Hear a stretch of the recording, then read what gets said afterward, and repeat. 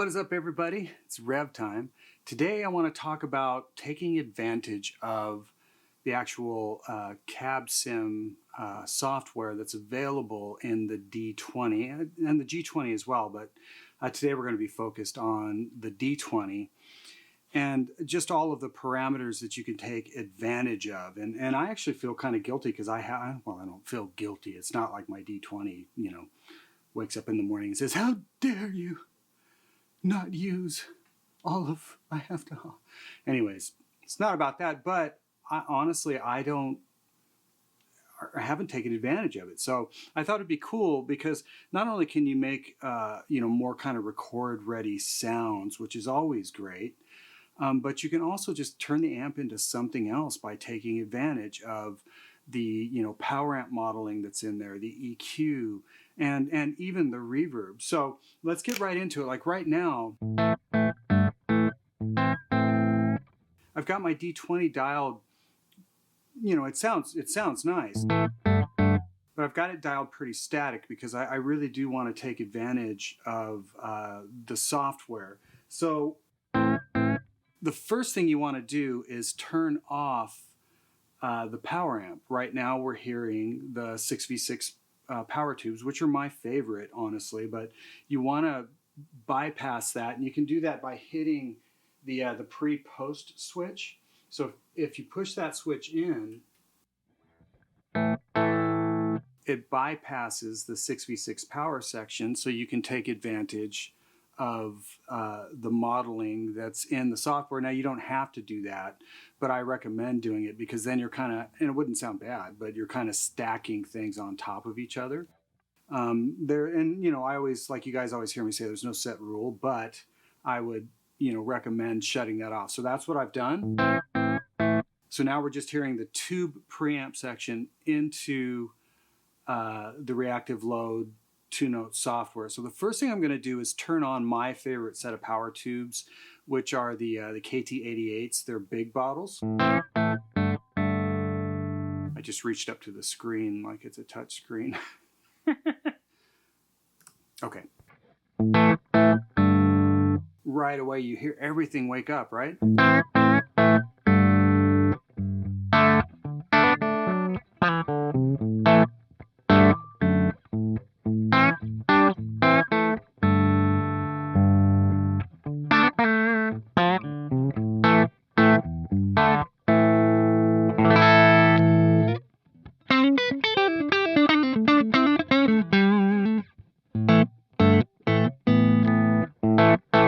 And right now I'm using it in what would be considered pentode. If I switch it to triode,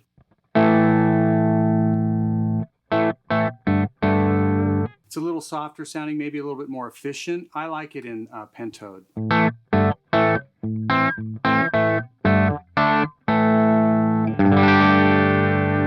Now we can take advantage of the reverb as well, and I haven't even touched the EQ, and it already sounds really cool. But maybe I want to turn on like a hall.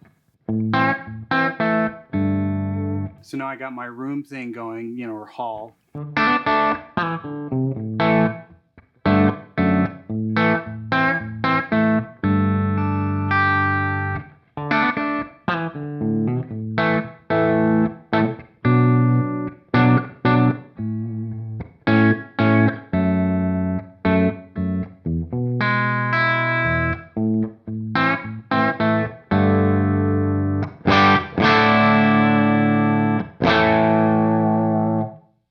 Or we could go for, if we were wanting to go for something, more kind of ethereal, we could go bigger with the reverb.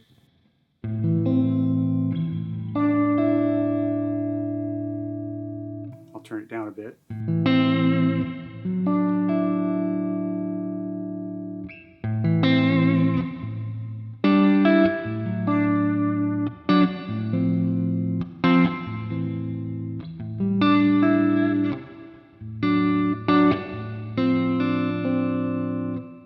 Turn that down.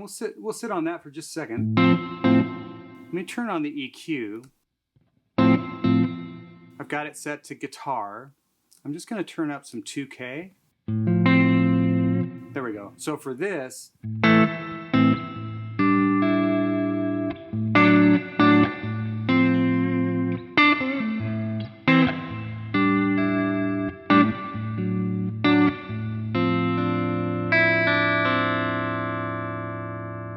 So right there, that sounds, you know, like a record to me.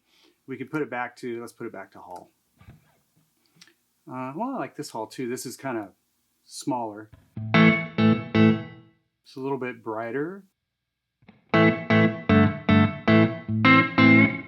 So, you know, that's one just really quick tweak. So KT88s, I added some EQ, added some reverb. Let's leave the reverb on. I'm going to shut the EQ off. Let's try a different set of power tubes. Maybe something a little less efficient. Let's check out single-ended EL84s.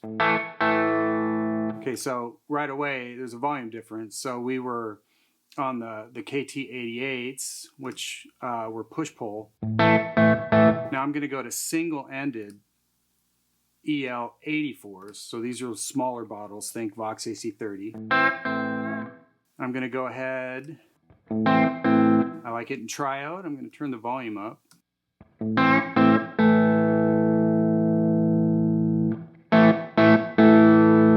So now you're getting that cool kind of EL84 breakup.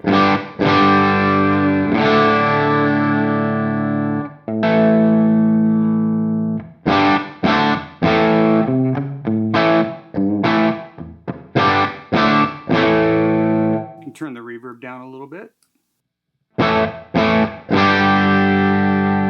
So that sounds really cool. And I haven't touched anything on the amp. We're just tweaking in the software.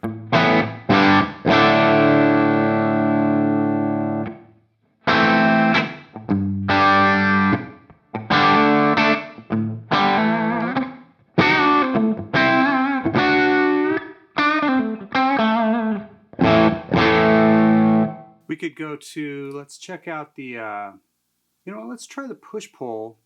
So basically that means, you know, usually when it's push-pull, it's going to be either 2 or 4 EL84s. When it's single-ended, it's going to be 1. You know, I don't want to get too into the technicals, but so if we try, that's KT88s. Let's try the push-pull EL84s. So that sounds more efficient. Not quite as chimey, but that sounds great too. And then if I wanted to chime that out, I could add, let's add some 6K and 2K. Okay, that's a little too much there, guy. Let's turn that down just a little bit. Yikes, guy. Yeah, that's better. So no EQ.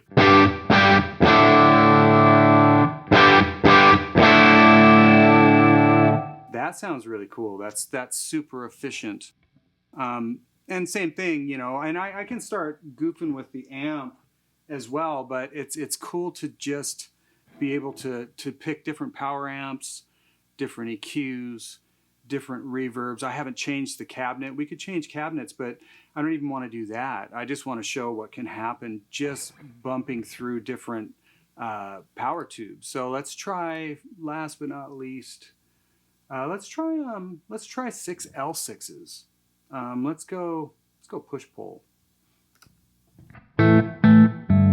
Okay, so now what's happened is we've gone from the 6v6, which is what I'm used to just a bigger, more efficient 6L6, kind of that American voice. And that's a little too boomy, but I can do this. And I'll just roll some 120 out with the EQ.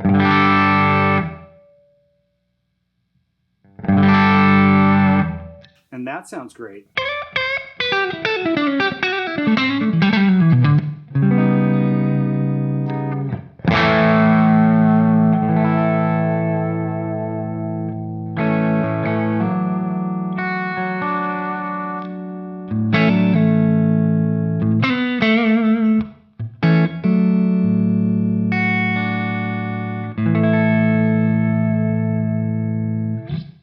So yeah, I just wanted to, you know, point out some cool features within this software without going like crazy in depth into, like, you know, if we switch to something with blue backs in it, you know, bluebell speakers or cream backs or open back cat, you know, there's all kinds of things you can do within this. But I don't want the video to be crazy long.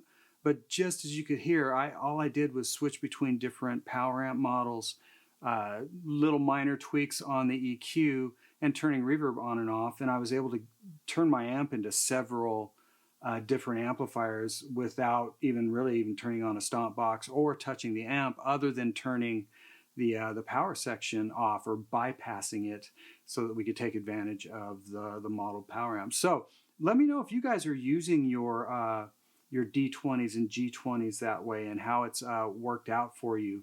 And as always, I really appreciate you guys watching, and we will see you next time.